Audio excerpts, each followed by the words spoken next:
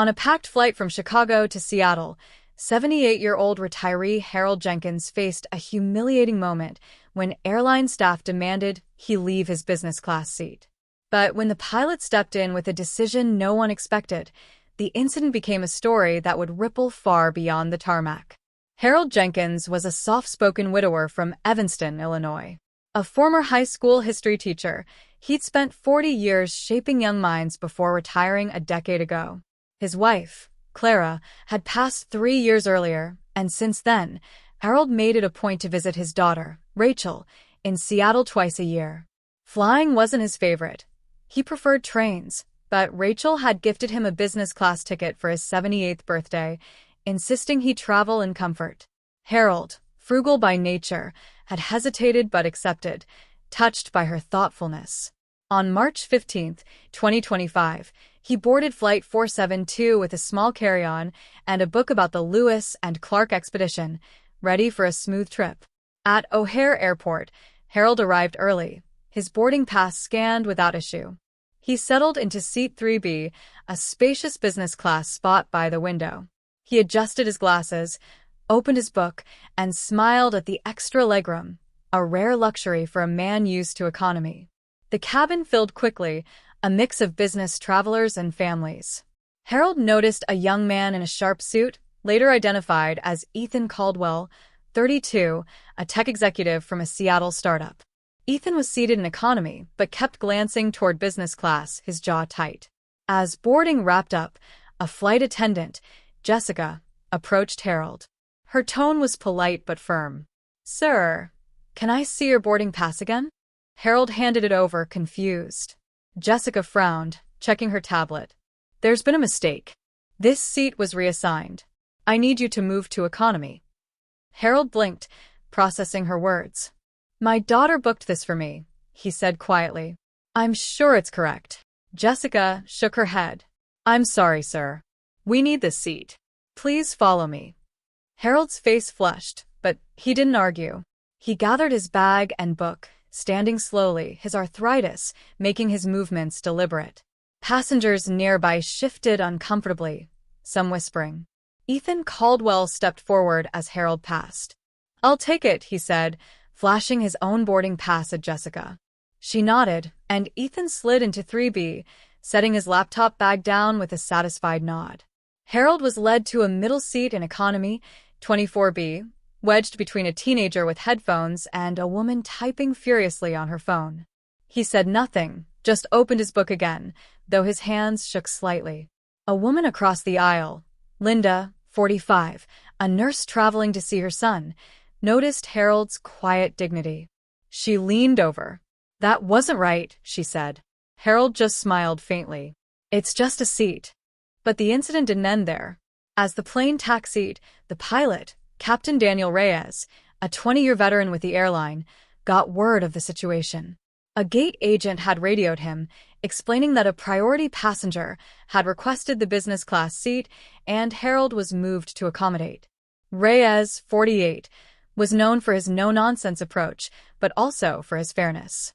He'd grown up in a working-class family, watching his parents face small indignities because they didn't look the part in certain spaces. Something about Harold's situation didn't sit right with him. Reyes made a call from the cockpit. Over the intercom, his voice crackled through the cabin. "Ladies and gentlemen, this is your captain. We're experiencing a brief delay. I need to address an issue before we take off."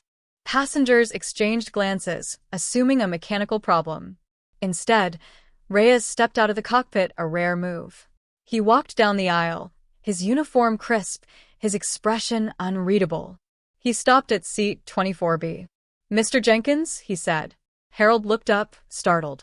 "Yes." Reyes extended a hand. "Please come with me." The cabin went quiet. Harold, unsure, followed Reyes, who led him back to business class. Reyes stopped at 3B, where Ethan sat, scrolling on his phone. "Sir," Reyes said to Ethan, "you need to return to your original seat." Ethan's head snapped up. "Excuse me? This is my seat now." Reyes didn't flinch. "No, it's not. Mr. Jenkins was assigned this seat. You're in 28C. Please move." Ethan's face reddened. Do you know who I am? I'm a platinum member. I was upgraded. Reyes kept his voice calm. I don't care who you are. This is about fairness. Move or we don't fly. Passengers murmured, some pulling out phones to record. Ethan argued, citing his status and the airline's policy on upgrades. Reyes cut him off. The gate agent made a call. I'm overruling it. Last chance. Ethan grabbed his bag, muttering under his breath, and stormed back to economy. Reyes turned to Harold. Mr. Jenkins, this is your seat. My apologies for the mix-up. Harold, visibly moved, nodded. Thank you, he said softly, settling back into 3B. The cabin erupted in applause, led by Linda and a few others in economy. Ethan slouched in his seat, avoiding eye contact. Reyes returned to the cockpit, and the plane took off 20 minutes late. During the flight, word spread among passengers. Linda, the nurse, posted about it on X, describing how the pilot stood up for what's right. Her post, with the hashtag #Flight472, gained traction, racking up thousands of shares by the time the plane landed in Seattle. A few passengers approached Harold during the flight, offering kind words. One, a businessman named Greg, handed him a card. You ever need anything in Seattle, call me, he said. Harold thanked him, still processing what had happened. At Seattle-Tacoma Airport, Rachel was waiting at baggage claim. Harold told her the story, downplaying his own role. Rachel, 42, a software engineer, was furious but proud. That pilot's a hero, she said. Harold shrugged. He just did the decent thing. But the story was far from over. Linda's post had gone viral, picked up by local news in Seattle and Chicago. By the next morning, national outlets were covering it with headlines like "Pilot delays flight to right a wrong" and "Elderly passengers' dignity restored." The airline issued a statement, saying they were reviewing the incident and committed to fair treatment. Behind closed doors, they were scrambling. The gate agent who'd reassigned Harold's seat faced an internal review. Documents later leaked showed Ethan had leveraged his platinum status and a personal connection to a manager to secure the upgrade, despite Harold's ticket being non-negotiable.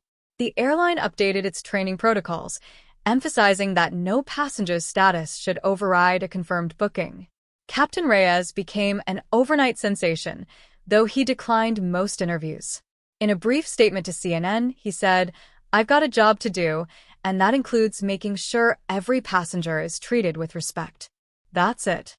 Harold, meanwhile, didn't seek the spotlight. He spent his week in Seattle with Rachel and her kids, playing chess and telling stories about his teaching days. But the story followed him. A community group in Evanston invited him to speak at a fundraiser, where he shared his experience reluctantly. "It's not about me," he said. "It's about doing what's fair." The crowd gave him a standing ovation. Rachel started a blog to document her dad's trip, which turned into a platform for stories about everyday kindness. It gained a small but loyal following. Ethan Caldwell faced his own fallout. His company, a rising tech firm, issued a statement distancing itself from his actions after online backlash. He posted an apology on LinkedIn, calling it a misunderstanding and claiming he didn't know Harold had been displaced. Few bought it. His reputation took a hit, and he stepped back from public-facing roles at his company. Some passengers from Flight 472, including Linda, started a petition for the airline to offer Harold a lifetime of free business class flights. It gathered 10,000 signatures, but didn't gain traction with the airline. Captain Reyes continued flying, quietly proud of his decision. He received letters from passengers across the country, thanking him for showing that authority could be used for good. One letter came from Harold, handwritten on stationery Clara had loved. "You reminded me the world still has good people," it read. Reyes kept it in his flight bag. By summer 2025, Flight 472 was a case study in airline training programs, used to teach staff about ethics and customer care. Harold returned to Evanston, still taking the train when he could.